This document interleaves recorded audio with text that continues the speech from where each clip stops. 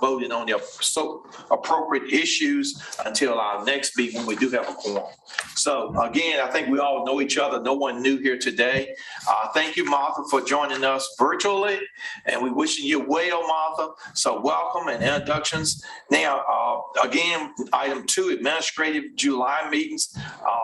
Minutes, we're not going to vote on those, but if you would like to make a comment at this point, Martha, Ms. Heater, please do so. I don't have any comments, no. They're just here for your reference today. Okay, very good. Okay. Anyway, Martha's joining us virtually, as we have noted. Again, we're not going to vote on the July minutes until we have a quorum. We do not. Let's go to item 3, financial report for the September financial statements. Let's talk about those and any questions we might have from September, the first quarter. Mr. Dornett, you're on. You're live. I'm on. I'm live. All right. Okay. Starting on page 5. Yes. This is the financial report, starting with the profit and loss statement for the 3 months ended September 30th, 2021, which represents the first quarter of our fiscal year. And starting from page 7, kind of the bottom line up front, we are recognizing a net loss of $6,000 for the 3 months. And the 3-month trend is a loss in the first quarter, or the first month of 24,000. And then you see that improving to net surpluses in August and September. Okay. One of the issues that's at play here in this quarter especially is there are certain expenses that are recognized in July that are actually for the entire year. And you see that as 7410 organizational dues. Yes, zeroing on it. And 7240 insurance. Those amounts are the expense for the entire year. We chose to just expense them as they were paid rather than trying to spread them throughout the entire year, just so that we know where we are without having to analyze a prepaid account or any things. Okay. There are other few expense lines where some of that, seasonal variation, some of the computer area. But the next area to look at is actually on the previous page, page 6. Near the top, you see 6101 leave wages. 16.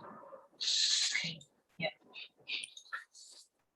You see the decreasing trend there, $20,000 to $15,000 to $9,000. As you might expect, there were more people on vacation in July.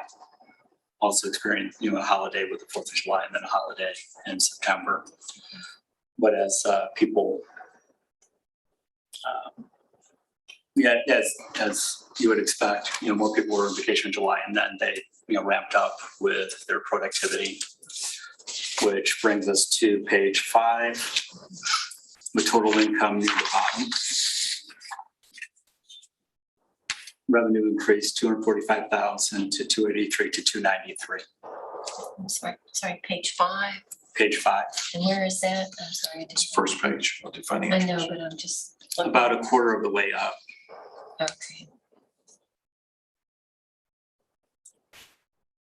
You see the 240, total revenue of 822.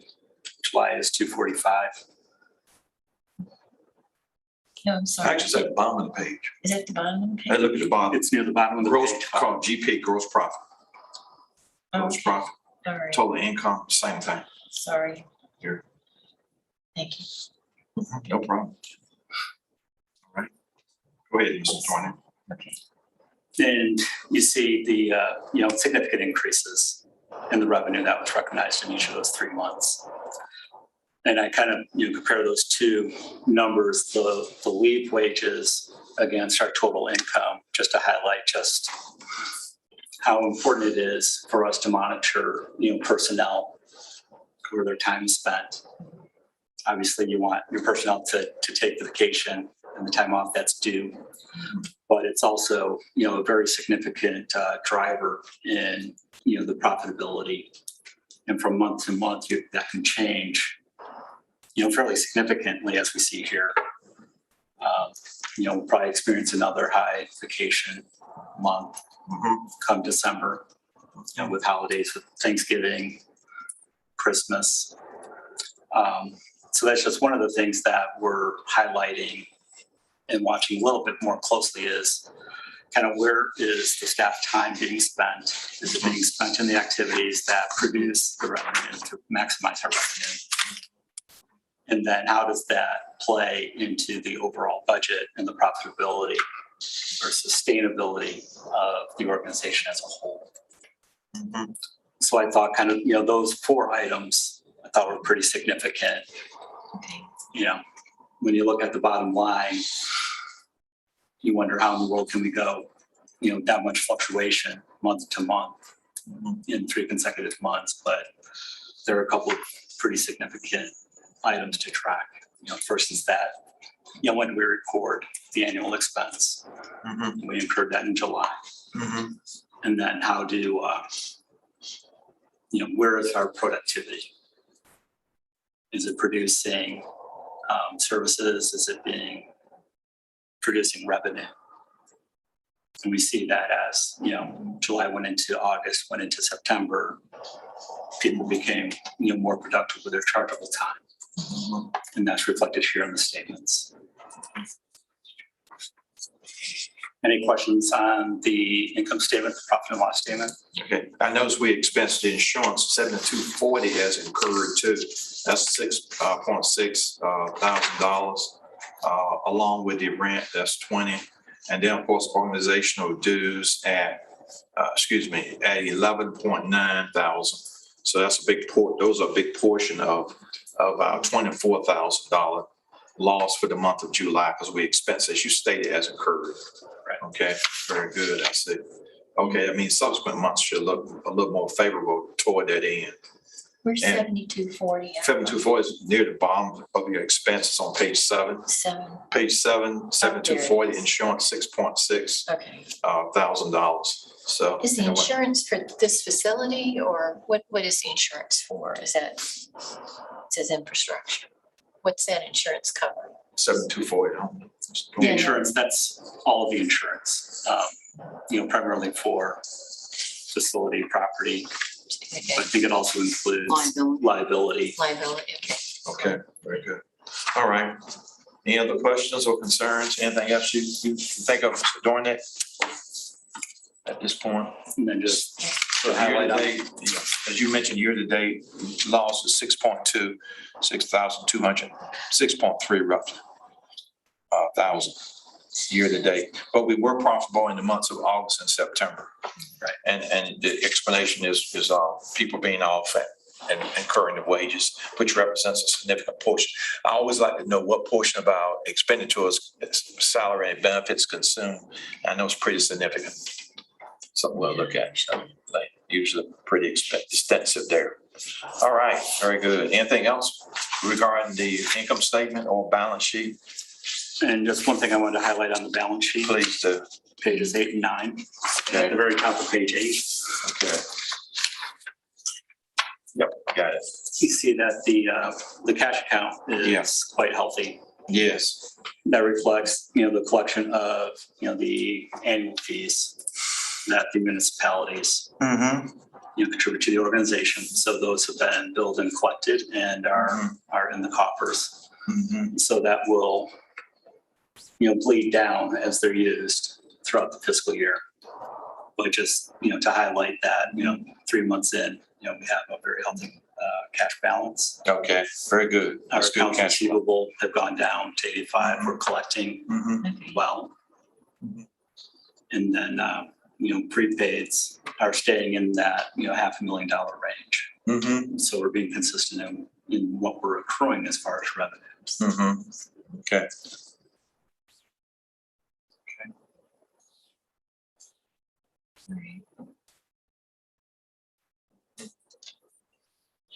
Were there any questions on the balance sheet? No, not at this point, not for me. Mr. O'Bannon, do you have a question on the balance sheet or anything there? I see we have a due from CBTA Well, that of was, $80,000. yeah, I was just wondering, when is that paid like once a year or something, or what? I don't know. It's new. 1,300, count 1,300. Do they pay quarterly or CBTA is billed quarterly. quarterly? Probably. This is Okay, upon billing. 80,000 Yeah. quarterly? Oh, or is that? Yes, and the most recent bill was paid. So that's reflecting what was accrued up through, I guess, these 3 months. Will be billed in October. So the 80,000 is, I see. So Forecast. this is as of September 30th. So therefore, it's posted as a receivable September 30th, cash collected October. So, and we look at October financial, we'll see that receivable gone. Well, And cash. you see it replaced by, Another receivable for the no, next but quarter. I'm just interested in how much it is per year, let's say. How much does the CBTA pay Plan RVA per year? Just want to know. Do you know? Mrs. O'Bannon, our agreement with the CBTA is that the fee for services is not to exceed $210,000 annually. However, we do also carry other operating costs associated with the CBTA. So we actually advance their operating expenses and are reimbursed for those as well. Their total operating budget is $500,000. Okay. That's what I need to know. All right, great. Thank you for that information. Other questions or concerns regarding the financial report for September and the September round?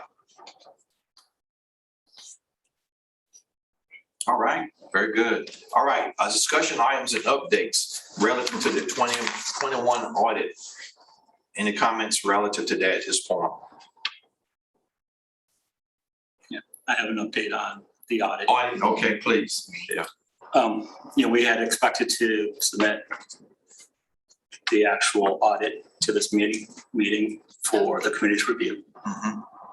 We're disappointed to recognize that we weren't able to do that. We are very close to a final audit. I have a very sound draft. Just in discussion with the auditor yesterday late afternoon, it was deemed that there were a couple of issues that still needed to be resolved. One item regarding a control test with our human resource database, and we needed to clarify. Okay. It's one of those things where, his sample, he tried a few things and came up with a question, and we're still trying to resolve that question. And some of the final issues, like the legal letter, management rep letter, some of those types of things, and finalizing the management discussion and analysis. So we are truly at the very last items. Okay. And we are still pushing forward to get that closed as soon as possible. We responded to all of the auditor's issues at this point. He's still reviewing them. As far as the preliminary findings, I don't want to speak for the auditor, but we're sitting on an unqualified report. And the results as of June 30 are very consistent with what we previously reported. Good, financially? Correct. Okay, very good. So there's, no significant audit adjustments to the financials. There were a few, but mostly in the area of pensions, compensated absences, things that you measure only once at the end of the year. Good. And as far as any reportable items, at this point, there are no reportable items except pending, this one control issue. Okay. So with that, again, apologize to the committee for not having, the product delivered when we had expected to, but we are very close to being able to do so. That happens, no problem. Not here. Who's our auditor? I mean, Dunham, Rockhampton Roads. right, okay. Okay. Okay. So when can we anticipate the committee receiving the first review of that? When do we anticipate? November? When do we anticipate receiving the review? Ms. Heater, is it November now? Yeah, I'd like to actually get it in the hands of the audit committee as soon as we get it. Okay. We'll distribute it electronically to you and your staff as soon as we have it from the auditor. But I think Mr. Van Dornick and I, as of yesterday afternoon, had discussed, with your permission, Mr. Holland, if we could use the time on the calendar for November 23rd, that would be your regular time at the 1:30 p.m. time slot, if that's available. we could schedule the Audit, Facilities and Finance Committee to reconvene then with the auditor and review the report. But again, I want to, we're conveying to the auditor that we want to distribute this to the members as soon as it's available, not wait until, just prior to that meeting date. Okay, thank you. If we could have it in advance of that, that would be great, along with you. That'd be great. Thank you, Ms. Eder. Thank you, Mr. Dornan, for the update on that. We look forward to the resolution. Thank you much. All right, any other comments or questions regarding that? Ms. O'Bannon, is this you and me? Okay. Okay. Other items, item 5, other items to bring to the attention of the committee, or you would like to discuss it today? Yes, I just wanted to share with the committee, we do have prospective site visits scheduled for actually this week, Thursday afternoon and Friday afternoon.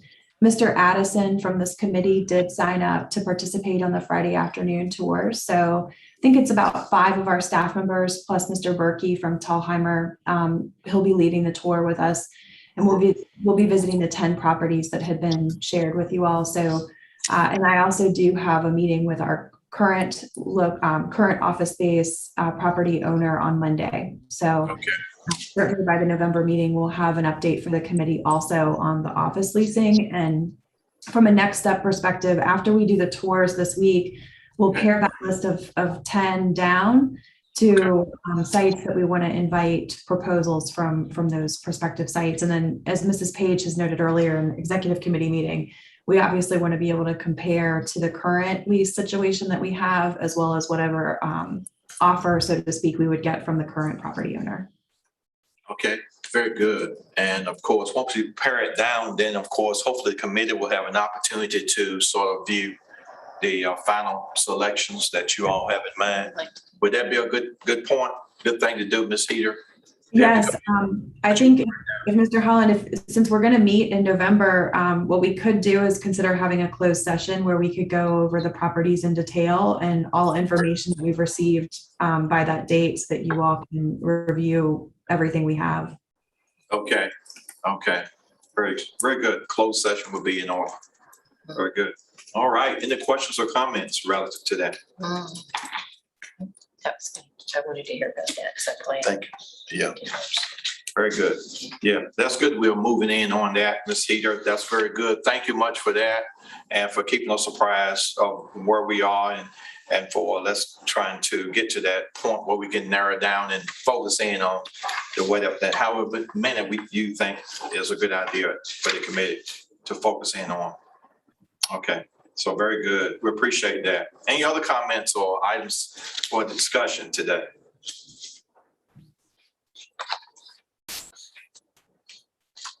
Okay, hearing none, and no other comments to be made. We're ready to adjourn without voting. Make sure that's very clear. We're adjourning without vote today at this point, and it is currently 1:57. We are therefore adjourned today. Thank you, Ms. Eder, for your presence, and we wish you well as you maneuver through. And thank you. We wish you well. Thank you. Thank you. We wish you well. I just want to say that again. We wish you well, and Truck, certainly welcome to get back together again in the very near future. Thank you much. Yeah, thank you for your indulgence of me today. I appreciate this. You're quite welcome. You're quite welcome. I just share, this is trunk and treat. We have no trunk and treat at the fairgrounds tonight. So if you want some candy, come over to Chesterfield. We'll give you some at the fairgrounds.